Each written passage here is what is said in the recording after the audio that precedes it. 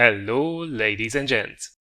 Welcome back to another week of armored action with a potentially bumpy schedule as I try to balance working, looking after my newborn baby girl and changing flats at the same time. So thanks a lot in advance for your understanding if a few videos maybe get delayed or potentially postponed in the coming days or weeks. Streaming is on hold for the moment as well, unfortunately, but I will try to bring it back ASAP. But that's probably enough about that. Let's see what does Mali, who sent this replay in, have for us on the menu today. One of the most fun mid-tier light tanks in the game? Check. Largely inexperienced teams on both sides? Check. Alright then, time to carry, I guess. Check this out. Alright, so here we are in our AMX ELC BIS, duking it out this time around in an encounter battle on steps. Now looking at the matchmaking, well, this is pretty much the best as it can get. We are a tier 5 light tank in a tier 6 maximum game. And only about a third of the teams are tier 6s, the rest are tier 5s all the way. Nom nom nom nom. Considering that we hold a really meaty 90mm in this matchup, we really should be able to make a difference. Well, if we look out for our health, that is, because this thing is literally made out of paper. Now in the beginning we are going for a bit of passive scouting, which is not a bad thing to do on this map. Although the ELC is really famous for its mobility and low profile, which lets it just zoom around on most maps. Starting here on steps, probably the best thing you can do is to go for either the left, trying to spot the guys moving up to the heavy corner, or take a very similar position in the east, probably in the middle in the east, and spot all the guys who move towards the capsule. Now what I really like about this match, look at that shot, absolutely beautiful. So what I really like about it is that it really shows you the difference between using the ELC as you would any other tank and really using it the way it's meant to be, basically just zooming around and blasting the enemy on the go, sticking your gun in the sides. It's a rather unfortunate miss on the OI, especially as the guy completely cocks it up. It would have been pretty much a guaranteed shot. But hey, not to worry. There is a leopard actually coming for our artillery, so let's make short work of him. Well, at least that's the plan. Now we will bomb it up here on the ridge. Unfortunately get stuck a little bit on the rock, which slows us down almost completely. And yeah, snapshots on this thing. That's definitely a drawback for this machine. You have a very long reload, a very long aim time, the turret doesn't turn fully, so trying to use this as a sniper, unless you have almost stationary targets and a lot of time on your hands, you actually fully aim your shots, it will be, well, rather tricky, to say the least.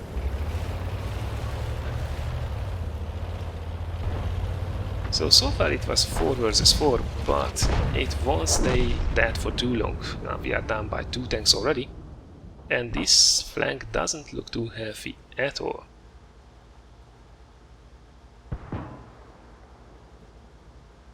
There is a really nasty tank on there in the back, and unfortunate misses. Sometimes it's us, sometimes it's the machine trolling us.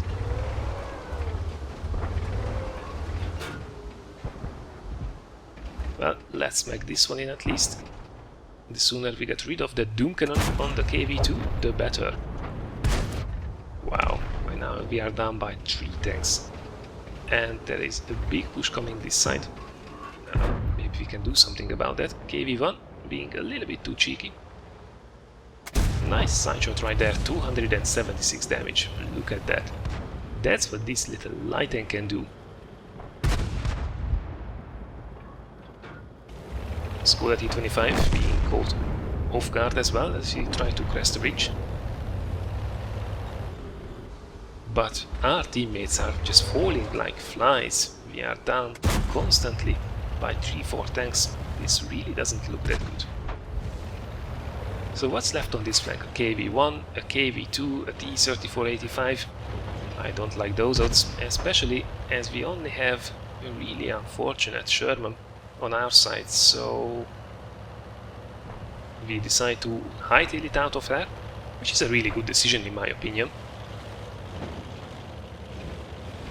And position ourselves right here where sometimes the artillery likes to hide, to hopefully be able to give some supporting fire to that guy.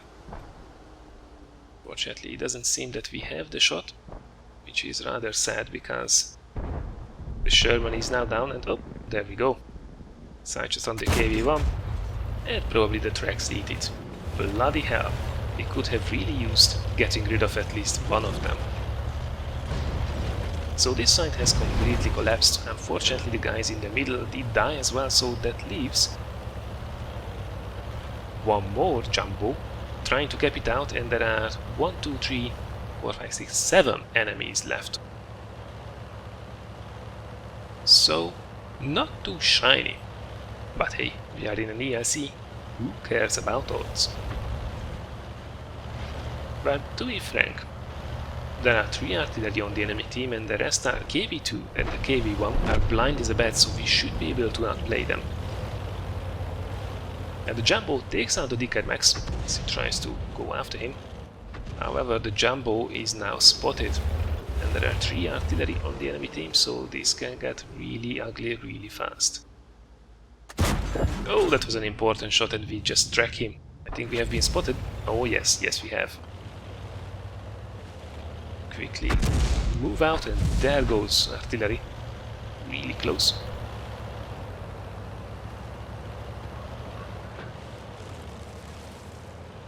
But now it seems that the KV-1 and the KV-2 are still a fair bit behind. So we can probably eradicate this guy together. Nice little teamwork there. The Jumbo comes out as well, we go in for another round. And yeah, we don't get the final round in. But this was a nice little assassination. Oh, but unfortunately, our friend gets taken out by one of the artilleries on the enemy team and whoa, there comes already the KV-1. So, KV-2 is not far behind for sure either, so let's get the hell out of there. Oh, and there is a KV-2 as well. Fortunately, he misses. Stalin did not guide that one. Now, we really should be able to outrun those guys, so now is the perfect opportunity, especially as it's encounter, so we have plenty of time, even if both of them decide to cap, to go and try to take out the RNG from this game. And whoa, M44 had another idea, but he mucks up his opportunity and wow, there goes another artillery shell. So that's one of the RTs down, 2 remains. KV-2 is determined to get us as well, and oh, there is the other one. It seems the artillery, contrary to what usually happens, did not just want to wait and sit there in their usual locations behind the tracks, but that allows us to drive up to its side and assassinate him at point blank range. So the odds are now a lot better. Now it's a 3 versus 1, with 1 artillery, a KV-1 and a KV-2. Artillery is the Su-122, unspotted up until now, so probably he's back around B1. Mali decides to go back and try to take out the KV-1 while he is separated from its KV-2 brother. However, KV-2 has been spotted and he did not spot us. View range on that thing is really atrocious, so that should allow us to make a beautiful side shot into him and just start to whittle down himself. Now, still 2 more shots will be probably required to take out that guy, but it looks a whole lot better. Now, the KV-2 has been shot, so he knows from about which location the shot came, and whoops, the KV-1 is not capping anymore. Question is, where will that guy go? Would be really great to take him out before he KV-2 joins him, and well, that's a very interesting decision in a KV-1. We will not say no to that gift. So KV-1 basically offered himself on a silver plate. We are very happy to take that. KV-2 is now in the cap and he will probably stay there, realizing that he can't really chase around an AMX ELC. There is still 1 artillery in the game. I personally would probably go after the remaining artillery now, because the KV2, well, it takes ages for that guy to cap. But Mal decides to try to take out the KV2 first, using his binoculars, which is not a bad idea actually. We can definitely outspot that Soviet monster of a tank.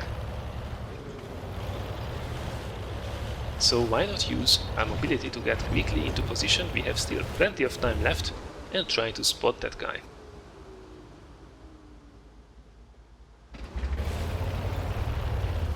Well, we did not see him there, so most probably the KV2 basically sits just under the ridge, which also means that we won't be able to spot him from either side.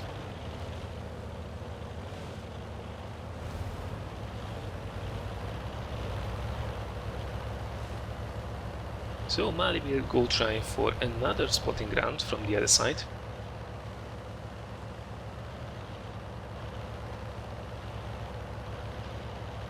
There is still plenty of time left, so at least with no time pressure, he has a lot of time to play this one cool and figure out the best way how he wants to handle it.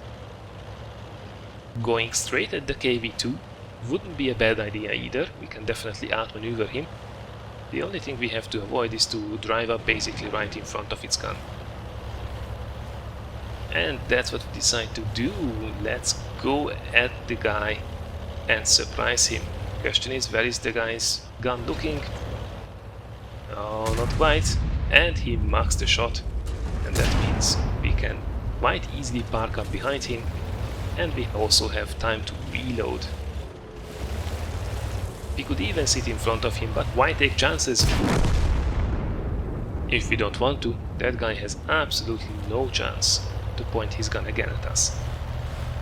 So, beautiful performance right here in the end.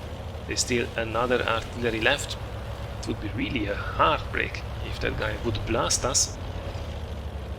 At least in this map, should be able to spot him from a fair distance away. I personally prefer to use coated optics on this tank. I'm not sure if Mali uses maybe coated optics and binoculars. Also wouldn't be an idea from the devil.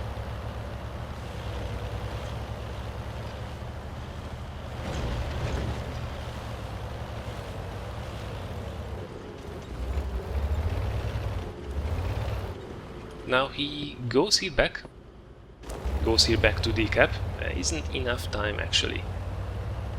Why not chase down the artillery? We should have the upper hand there, and it would really be a shame if he would get lucky with a random shot in the cap. And Mal decides that this is indeed for the better, so let's go and find him. Still 3 minutes left, and we are in one of the fastest machines in the game. So we should be able to hunt that guy down wherever he hides. Now if the SU had a little bit of sense, he's probably not behind the tracks anymore. Most probably he's moving down the one line, so let's see where he can find him. Not spotted until now, so most probably he indeed left his earlier position.